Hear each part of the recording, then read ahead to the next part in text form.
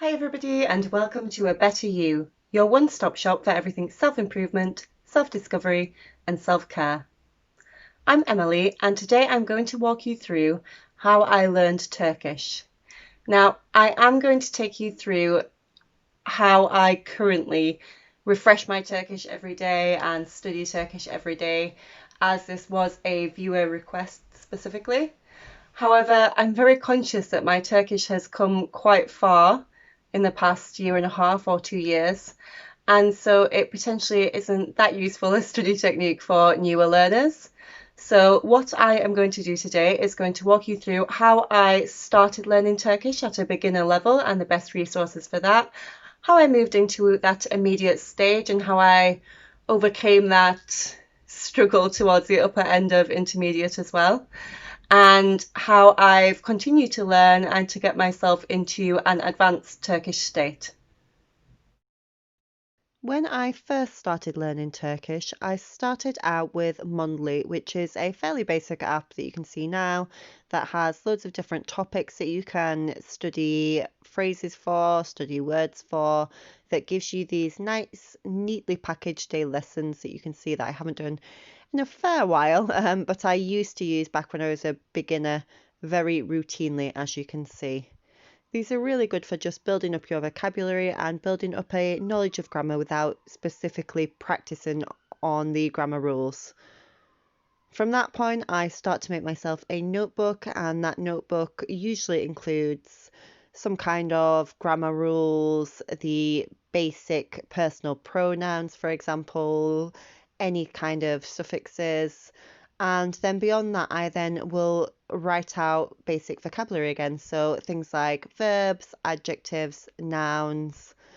And you can see as I go through here, I also will put specific topics on there. So for example, I do try, as I'm just passing that beginner phase, to focus in on specific topics I enjoy. So there is a health section. And if I've started to read text, you can see that I will write down words from the text, phrases from the internet, all kinds of the useful things I've started to learn. At the beginner stage, I do also like to use children's books with translations. And you can see here, there's a good example of one of my Turkish ones that just literally just has the Turkish version and then the English version. Nice simple sentences just to start getting used to that structure.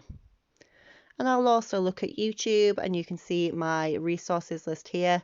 I will make this public so that you can use this if you'd like to, but essentially this just has loads of different basic Turkish learning phrases and learning words type of videos and some listening exercises. And again, as I'm doing this, I like to keep myself nice lists of vocabulary so that I can go back and just make sure that I'm remembering everything that I've tried to learn to date.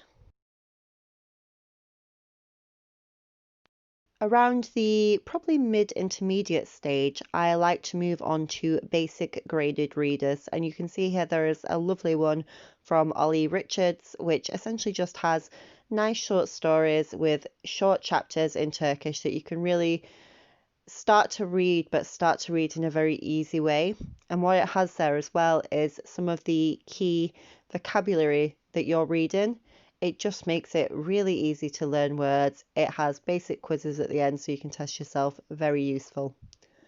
Another good resource is LingQ, and again I start to use this around the intermediate stage, and what this does for you is any text you read on the app, it will save the vocabulary that you know and that you don't know so that you can start to test yourself in a spaced repetition way, and you can see that on screen here. What LingQ also does is allows you to just look through and basically get any type of content from the internet, or you can use their pre-written lessons to start reading in your language, and instead of having to look up physically in a dictionary, it will translate any words for you on screen, which is super helpful.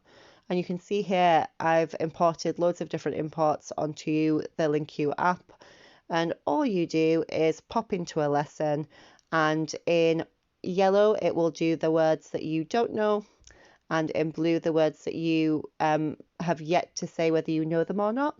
And you can say that you know them or you can say that you don't know them. If you don't know them, it will test you on them.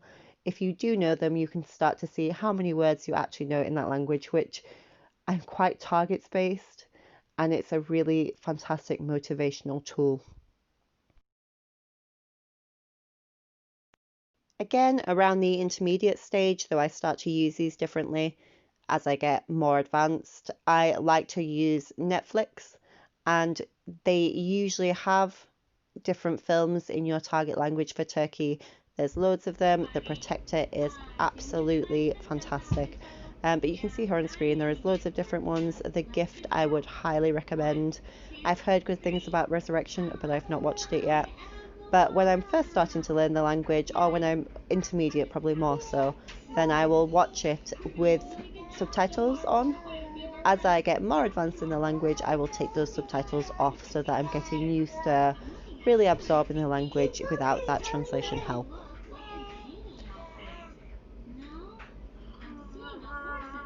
At upper intermediate, I like to produce my own language in a written way without it being just the usual vocabulary list, just the usual sentence banks. So I think this is the time when I really try to use it as I would English. And with this in mind, I like to journal in my target language. So this is my Turkish journal. And you can see I have, for example, 10-year plans, just lists of things. It's kind of like a bullet journal, a scrapbook, but it's all in Turkish. And again, then it makes it very personal sentences, very personal words to you. And I find it really helps me to start producing those sentences in a more natural way.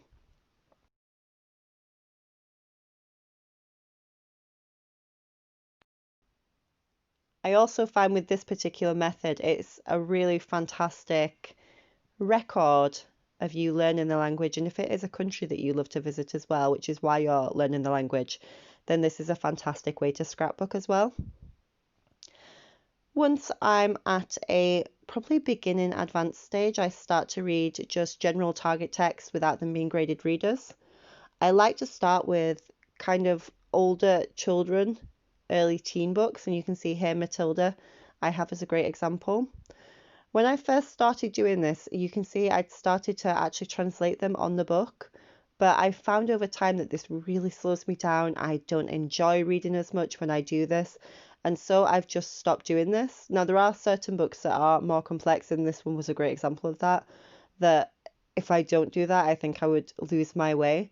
But certainly as you're in those beginning books, if you're not able to read them comfortably without spending your whole time translating, then you probably should just wait it out a bit and wait until you're a bit more comfortable with the text. But you can see at the start, I certainly did used to translate it on the actual book itself, which I've stopped doing over time.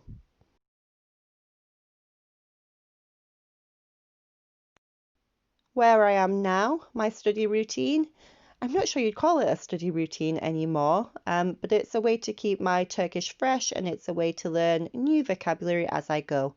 So essentially, I will just use books that are actually in Turkish and I will just read them for fun. And I like to read anyway, so it's just a way to take in the language without actually having to study.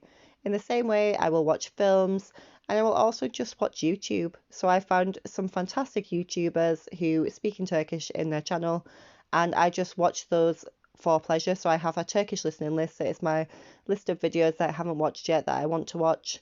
Now, sometimes what I do is I will import the lesson into LingQ. So essentially, if a video has captions, you can import it into LingQ. And if it does have that, then I'll import it so that I can use that in that quick import section. But if not, I will just watch it casually and enjoy the watching. And that's a really fantastic way, again, to learn the tonality of the language, to perfect the more casual phrases in the language. Really fantastic tool. A top tip if you are using YouTube to learn languages, especially in a more advanced space, is to make sure that you do save down any videos that you've already watched into a nice master list. And that's just so that you remember which ones you've actually watched and it helps you to repeat back lessons if you need to. And that is my Turkish learning routine. Thank you very much for watching. Please do like this video, share it and subscribe.